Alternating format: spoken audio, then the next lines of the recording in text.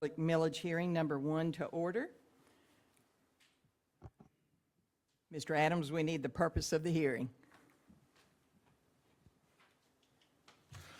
Good morning, board members and Dr. Branch. The purpose of this hearing is that we were notified by our tax commissioner and Department of Revenue that there was a technical reporting discrepancy regarding our July 1st hearings. The Department of Revenue reported that it did not meet their interpretation of the code section.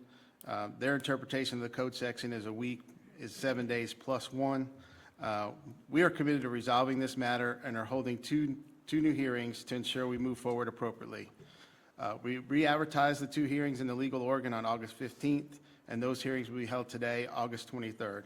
The first is now at 10, and the second is 2 p.m., and a special session to ratify the millage will be followed at 2:30. Change slide. The board approved the final expenditure budget and tentatively adopted a millage of 15 mills at the June 10th board meeting. With the release of the final tax digest, Oconee County Schools recommended a millage rate of 14.25 mills, which is a decrease of 0.75 mills from last year's millage rate. The law requires that the millage rate be advertised as a property tax increase as a result of the assessed values of the homes in the county being greater than they were a year ago. In order not to advertise an increase, the millage rate would be no more than 13.934 mills. The board is required to hold 3 hearings for the purpose of listening to members of the public on any thoughts they may have on this matter.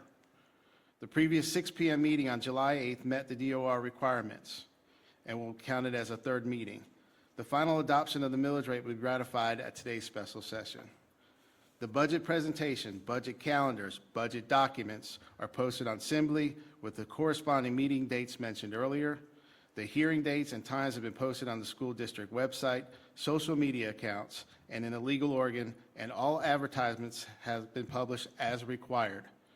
The new hearing dates and times have been reviewed by the Department of Revenue and will meet the Department of Revenue's interpretation of the code section. We still recommend a millage rate of 14.25 mills for fiscal year 24, and that concludes my explanation of the hearing unless there are any questions.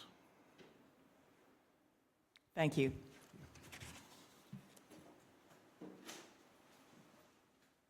Next on the agenda is public communications. Mr. Colquitt. Yes, ma'am. Good morning. We have one citizen signed up to address the board. Before I invite them up, I'll read this. Policies BCBI and BCBIR1 state that only Oconee County residents or school system employees may address the board, and that members of the public shall conduct themselves in a respectful manner that is not disruptive to the conduct of the board's business. The board allows 3 minutes for those who sign up prior to the meeting. Please state your name, address, and topic. The board requests that you refrain from making any disparaging remarks about school system personnel. Generally, there will be no response to comments or questions posed by citizens at the meeting. All comments and questions will be taken under advisement by the board. However, any board member shall be free to respond and make public comments if he or she elects to do so. Any citizen wishing to provide documents for board members, please submit them to the Director of Communications before the meeting or prior to addressing the board. Please remain at the podium during your public comment time. Our citizen is Pam Hendricks. Welcome. Thank you. Good morning. Let me remind you, we wouldn't even have to be here if you weren't raising our property taxes. And now I'm just here because I'm curious. First of all, you are now spending $113 million a year, 115 million, whatever. I still don't understand your budget. It's not like a normal budget. The expenditures don't equal the revenue. But this is it. This is your budget, 1 page. And we have, as citizens, pointed out to you that there's a ludicrous thing on this budget, $50,000 of income, of interest income.